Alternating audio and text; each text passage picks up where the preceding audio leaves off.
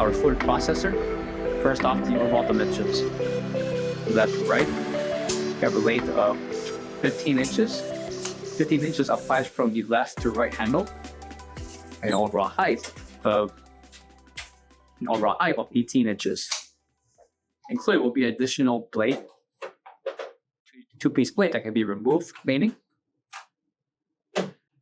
which release the top cover. Right beneath be your cylinder along with the blade.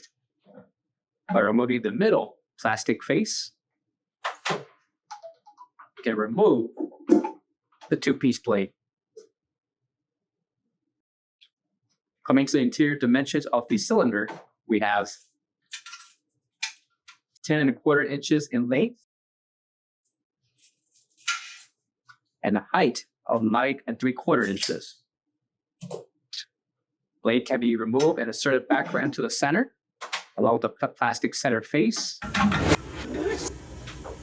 and top cover. This will process, mulch, and cut your foods with ease. Coming to the back will be the 110 plug. For all questions, give us a call or visit our website coolerdepotUSA.com for more information on this part.